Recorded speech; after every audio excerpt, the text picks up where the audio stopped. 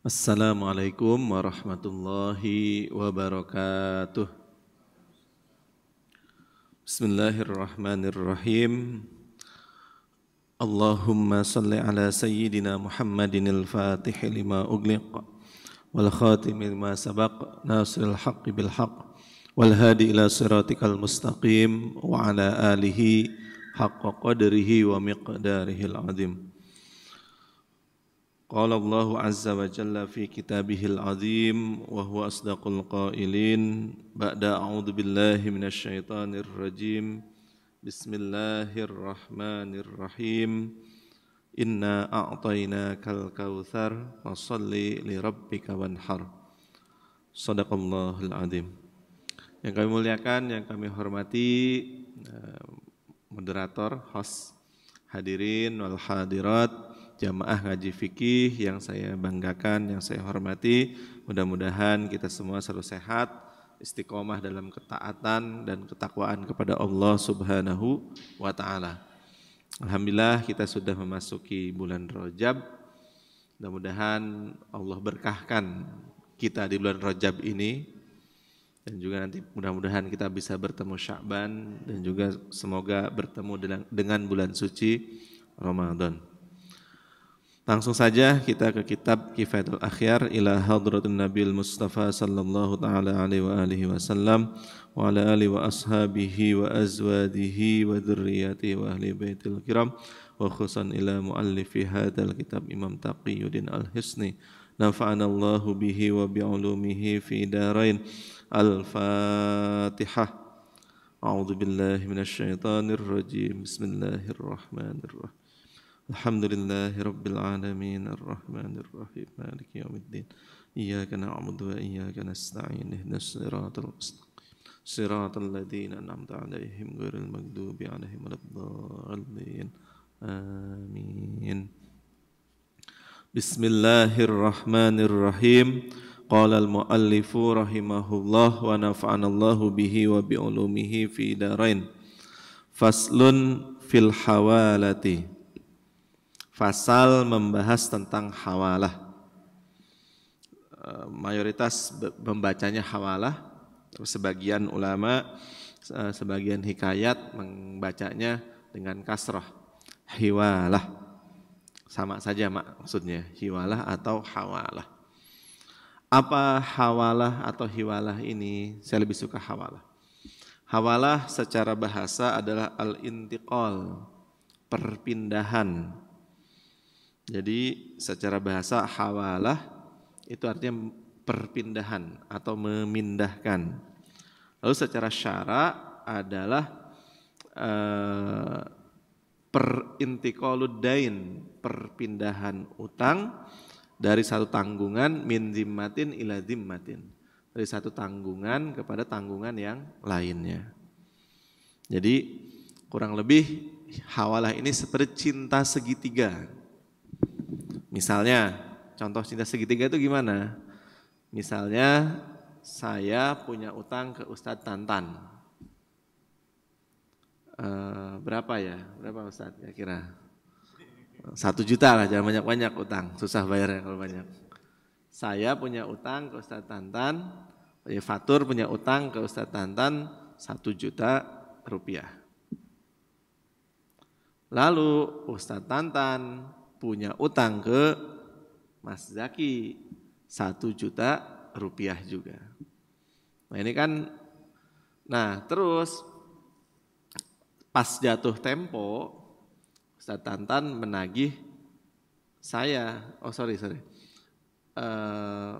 salah.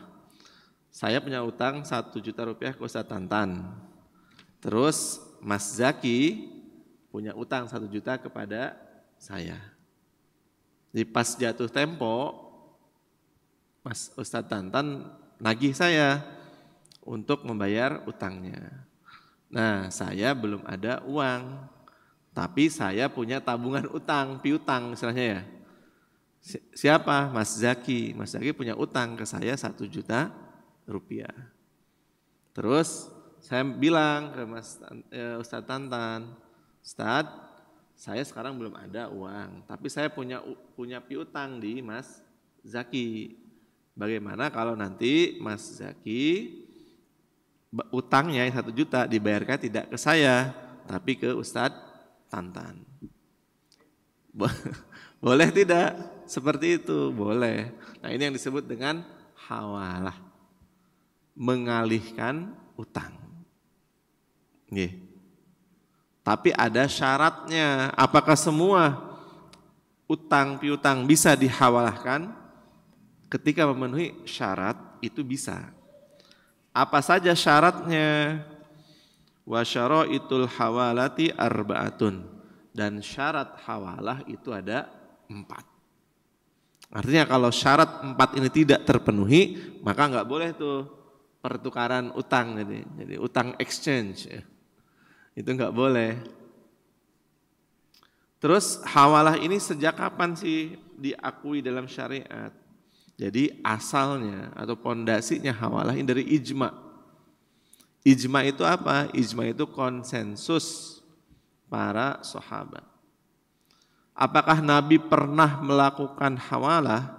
Sependek pengetahuan saya dari berbagai sumber kitab fikih yang saya baca, Nabi secara praktik itu belum pernah mempraktikkan secara langsung hawalah ini. Tapi secara prinsip Nabi menganjurkan, karena dalil daripada ijma ini adalah hadis dari Rasulullah Shallallahu Alaihi Wasallam.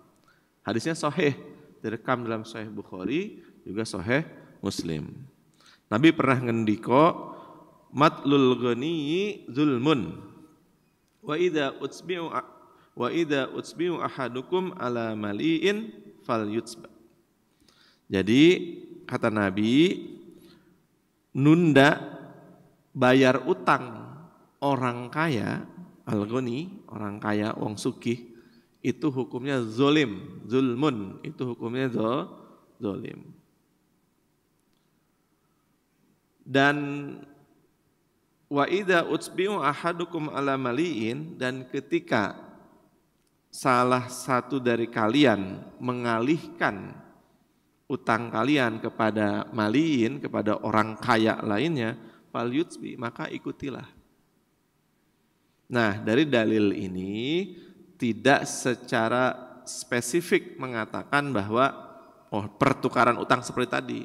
Tapi dari dalil ini dikatakan, dipahami bahwa ketika ada orang yang menunda utangnya padahal dia kaya, terus ada orang yang mengalihkan utangnya ke orang yang lain, itu boleh. Ikuti, bisa dilakukan.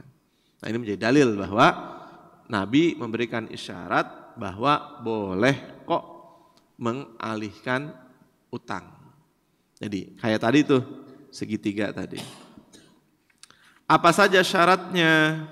Yang pertama ridul muhil. Yang pertama ada keridoan, ada kerelaan muhil. Muhil itu siapa?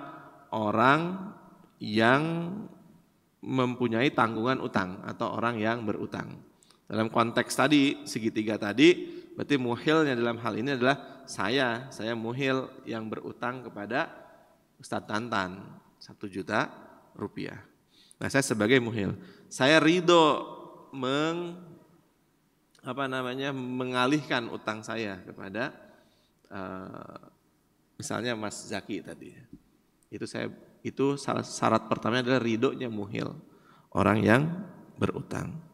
Yang kedua, syarat keduanya huwa qabulul muhtal, penerimaan muhtal, orang yang mempunyai hak berupa utang yang menjadi tanggungan muhil. Berarti dalam konteks ini adalah Ustadz Tantan. Ustadz Tantan nerima, oke, nggak takut, siapa takut kan gitu ya. Boleh kayak gitu. Ditukar uangnya, itu diputar. Tadi saya nggak bayar langsung ke Ustadz Tantan, tapi yang bayar nanti adalah Mas Zaki. Ustadz Tantan oke, nggak masalah dengan itu, malah lebih enak ke Mas Zaki. Nagihnya ke saya, misalnya sungkan atau bagaimana, ke Mas Zaki lebih enak. Ditelepon bisa kapan saja kan itu. Beliau oke dengan itu ya, itu syarat yang kedua. Terpenuhi syaratnya, boleh. Wa qaunul haqqi mustaqirran fid dhimmati. Yang ketiga adalah keberadaan utang yang dialihkan mustaqirran, itu pasti. Itu tetap. Itu sudah berstatus pasti, enggak berubah, enggak goyang fid dhimmati dalam tanggungannya. Artinya qaid mustaqirran ini diperdebatkan para ulama. Ulama dalam Syafi'iyah sendiri itu berdebat. Misalnya Imam Ar-Rafi'i mengatakan bahwa enggak memberi qaid dalam mustaqirran. Memberi qaid itu spesifikasi, batasan. Utangnya harus pasti dulu, kalau enggak pasti enggak bisa. Tapi Imam An-Nawawi dalam kitab Ar-Raudhah mengatakan nggak perlu ada qaid. Qaid itu apa sih? Batasan. Kalau qaid itu ada batasannya, kalau mutlak absolut, mutlak tidak ada batasan spesifikasinya. Kalau dan Imam Taqiyun Al-Hisni lebih condong kepada pendapatnya Imam Ar-Rafi'i. Harus ada qaidnya, harus ada tetap pasti jumlahnya, nggak berubah. Itu syarat yang ketiga. Wattifaqu ma fi dhimmatil muhili wal muhali alaihi fil jinsi wan nau'i wal hululi wat ta'jili. Wattifaq, adanya kesepakatan, adanya kecocokan. Ma fi dhimmatil muhil, utang dalam tanggungan si muhil, si yang utang tadi, wal muhali alaihi, dan orang yang diutangi tadi. Fil jinsi, dalam jenisnya, terus ada kesamaan dalam jenis, wan nau'i, dan macamnya, wal hululi, dalam kontannya, wat ta'jili, dalam tempoknya. Jadi harus kesesuaian tuh, sama nominalnya, atau mungkin lebih detail tuh sama bentuknya, sama jenisnya, sama kontannya, sama tempoknya. Bagaimana kalau tidak sesuai? Misalnya, saya punya utang ke Ustaz Tantan 10.000 rupiah. Mas Zaki punya utang ke saya 10 juta rupiah. Gede, gak apa-apa Mas Zaki ya. Misal, 10 juta rupiah. Terus dihawalahkan tuh. Nanti Ustaz Tantan nagih ke saya, 10.000-nya mana? Saya ambil aja di Mas Zaki. Boleh nggak seperti itu? Dengan nominal yang berbeda. Itu tidak boleh. Bagaimana kalau gini misalnya? Utangnya hampir mirip nominalnya. Saya punya utang 1 juta rupiah. Terus Mas Zaki punya utang ke saya 1.200.000 rupiah. Terus Ustaz Tantan nagih saya 1 jutanya jatuh tempo, harus dibayar hari ini. Terus saya belum ada uang. Saya nagih Mas Zaki, Mas bisa nggak bayarkan utang saya di Ustaz Tantan sebanyak 1 juta rupiah. Terus Mas Zaki bilang, boleh dibayar, saya bayar utangnya Ustaz Tantan, utang saya di Ustaz Tantan, tapi dengan syarat yang 200-nya lunas ya, saya bayar 1 juta saja, nggak usah dibayar 200, nggak usah ditambahin lagi nanti ke saya. Jadi dia mau membantu saya, tapi dengan alasan atau iming-iming 200-nya melayang, gitu ya. Ongkos lah, ongkos transfer gitu ya. Boleh tidak seperti itu? Bagaimana kalau ketiga-tiganya ridho? Saya bilang oke, nggak apa-apa. Ustaz Tantan nggak ada masalah dengan itu. Yang penting uang saya kembali 1 juta. Mas Zaki lebih oke lagi karena uangnya jadi bayar cuma 1 juta. Piye? Boleh tidak? Ridho semuanya, halal atau haram. Nah ini yang menjadi perdebatan para ulama. Nah ini juga yang diperdebatkan dalam kasus mudharabah nantinya. Sebagian ulama yang hati-hati haram, nggak boleh karena ada riba, ada kelebihan. Sebagian yang cenderung mudorobah itu tidak riba. Nah ini melihat status ini. Nggak apa-apa, wong sama-sama ridho semuanya, sama-sama oke dengan itu, dan tidak ada yang dirugikan misalnya, sama-sama oke semuanya. Nah lalu bagaimana status hukumnya? Status hukumnya adalah kalau kita mau berhati-hati jangan. Karena tadi ada kelebihan berapa? 200.000 rupiah. Yang seharusnya Mas Zaki masih punya utang saya 200.000 rupiah. Dalam cicilan, dalam tradisi cicilan ya di bank, biasanya kalau di bank konvensional nyebutnya kredit, di bank syariah nyebutnya cicilan atau pembiayaan ya, atau cicilan. Terkadang kita kalau dengar kredit langsung haram ya, kalau dengar cicilan belum haram gitu ya. Itu bagaimana seperti itu? Nah, dalam status mudorobah misalnya, si bank konvensional ketika kita membeli sepeda motor ya. Kan di bank konvensional itu kalau kita mau beli sepeda motor, itu si bank yang membelikan sepeda motornya. Misalnya harga pasaran sepeda motor adalah 20 juta rupiah. Nah, si bank yang membelikan, lalu si bank menjual ke si nasabahnya seharga 25 juta rupiah. Si bank bilang, kamu oke enggak dengan skema 25 juta harganya, nanti dicicil selama 3 tahun. Itu namanya nanti pembiayaan syariah atau mudorobah ya. Nanti si nasabah bank syariah itu membayar sesuai dari nilai 25 juta rupiah. Nah itu yang dilakukan oleh bank syariah. Bank konvensional tidak seperti itu sistemnya. Bank konvensional sistemnya adalah kamu pinjam uang. Buat beli apa? Buat beli motor misalnya. Ya saya kasih uangnya 20 juta rupiah. Nanti kembalikan 25 juta rupiah. Seperti sama tapi beda akadnya. Terlihat sama tapi beda akadnya. Kok akad mempengaruhi begitu, yang ini jadi halal, yang ini jadi haram? Misal kita kasih analogi ya, dalam misalnya hubungan seksual suami istri dengan akad yang halal pernikahan, itu maka hubungan seksualnya adalah menjadi halal.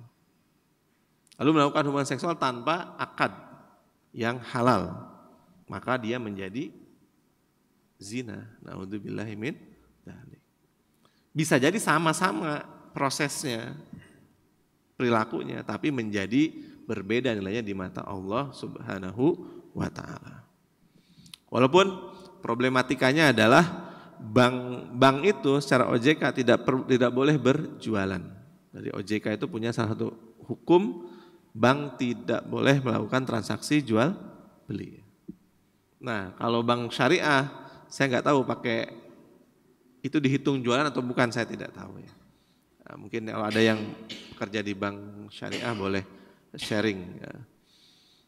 Atau memang hukumnya berbeda dengan OJK ya, gitu. Oke, kita kembali ke hawalah. Hawalah adalah sekali lagi adalah tadi seperti cinta segitiga. Lalu bagaimana kalau misalnya orang tua yang meninggalkan utang? Orang tua meninggalkan utang, terus meninggal dunia, utangnya belum dibayarkan. Lalu si anak itu apakah wajib membayar utang orang tuanya yang belum lunas? Wajib buatan kira-kira? Orang tua membayar utang, anak membayar utang orang tuanya. Secara hukum tidak wajib. Secara hukum anak tidak wajib melunasi utang orang tuanya. Tapi secara moral, secara akhlak Tega, anak yang tega menelantarkan orang tuanya. Kenapa melantarkan? Karena dalam banyak hadis Rasulullah mengatakan orang yang meninggal lalu utangnya belum lunas, maka akan disiksa, dipukuli di dalam kuburnya. Kita tahu orang tua kita akan dipukuli, terus kita diam saja. Itu anak yang kurang ajar, tega sekali. Sama halnya ibu itu, perempuan itu tidak wajib memberikan makan anak-anaknya. Tidak wajib. Tapi secara welas asih, ibu mana yang tega melihat anaknya kelaparan? Enggak ada.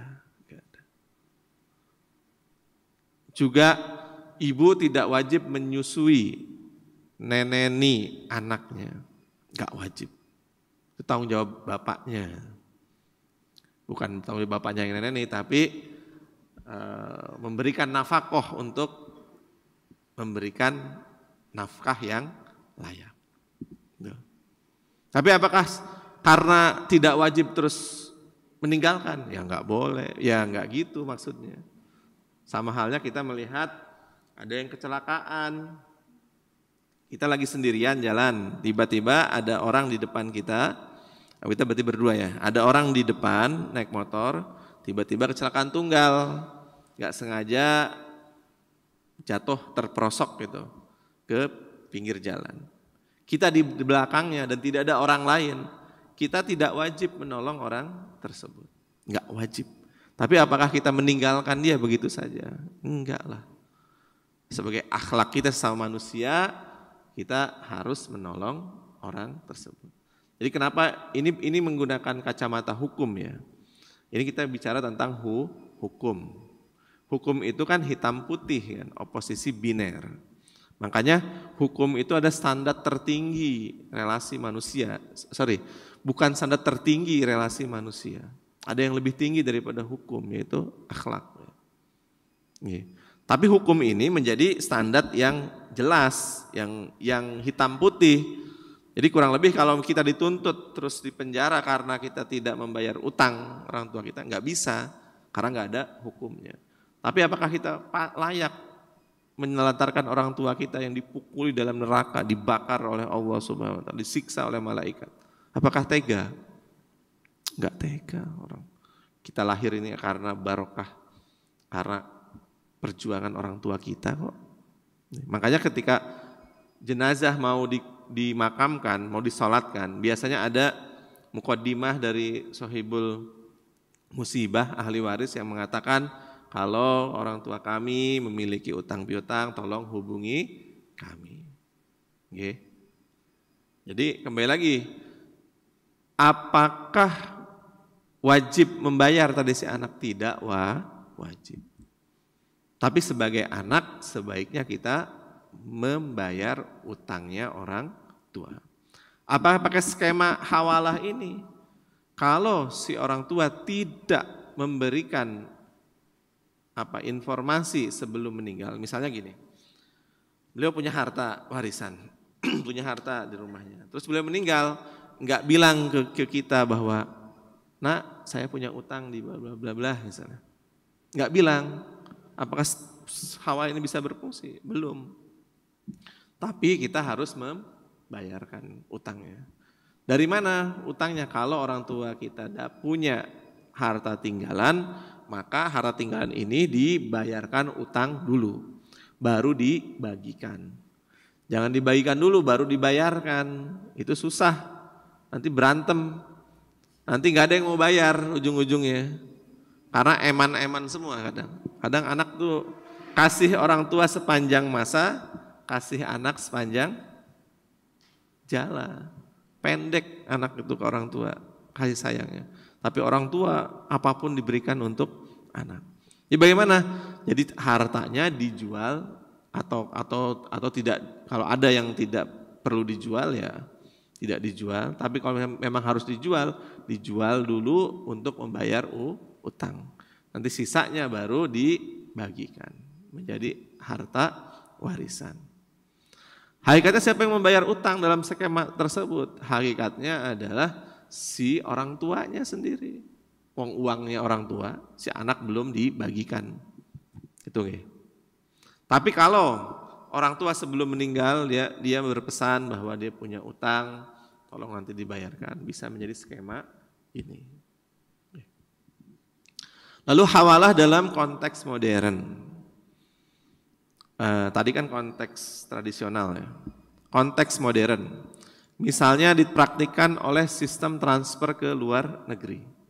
Dulu mahasiswa kalau transfer ke luar negeri itu pakai sistem hawalah gini. Hawalah itu misalnya saya menitipkan uang ke Ustadz Tantan 1 juta, 10 juta rupiah misalnya. Terus saya punya adik misalnya di Al-Azhar sedang kuliah. Ustadz Tantan punya jejaring internasional, teman-temannya di Tasikmalaya ditelepon, banyak di sana, memang banyak. Telepon, ini saya titip uang buat adiknya Fatur misalnya. Nanti dari jumlah 10 juta rupiah di Ustadz Tantan, nanti di pon, di mata uangnya Mesir, pon, nah itu jumlahnya tidak persis 10 juta rupiah. Ada yang namanya penyesuaian nilai mata uang. Itu boleh nggak seperti itu? Nah itu sebagian ulama meyakini itu termasuk praktik yang diterapkan dalam akad hawalah. Jadi hawalah dalam tradisi keuangan modern salah satunya adalah transfer ke luar negeri. Ada perubahan. Makanya bahasa Arabnya transfer tahwil. Jadi kalau tahwil transfer maksudnya ATM.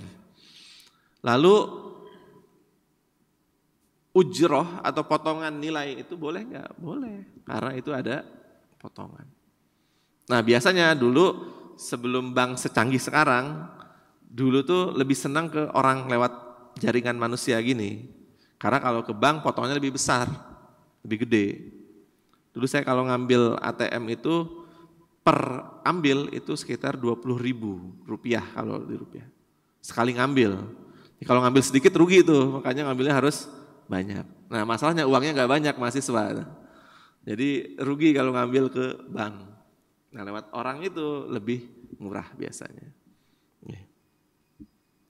Lalu apakah boleh utang pinjamannya beda jenis? Misalnya saya utang ke Ustadz Tantan 1 juta rupiah. Mas Zaki utang ke saya dalam bentuk beras seharga 1 juta rupiah.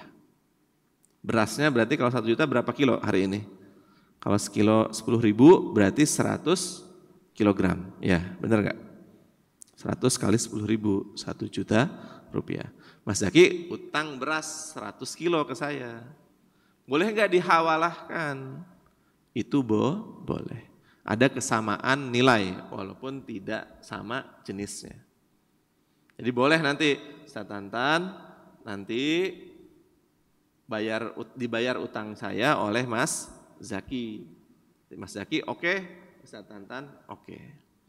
Nah, watabra'u dilanjutkan. Watabra'u biha dhimmatul muhil. Dan setelah transaksi hawalah tersebut, watabra'u dan terbebas biha dari hawalah, dhimmatul muhil tanggungannya si muhil, si yang utang. Jadi dalam transaksi hawalah itu nanti saya terbebas dari utang ke Ustadz Tantan. Ustadz Tantan nggak boleh nagih lagi ke saya karena sudah sepakat kita alihkan utang saya dibayarkan oleh Mas Zaki. Nggak boleh nagih lagi ke saya.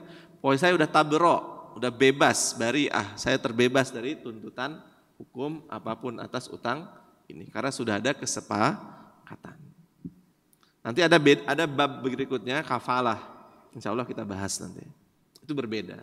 Tapi dalam hawalah saya tidak bisa dituntut lagi karena sudah clear akadnya. Nggih, setuju nggih Ustadz Tantan? Nggih.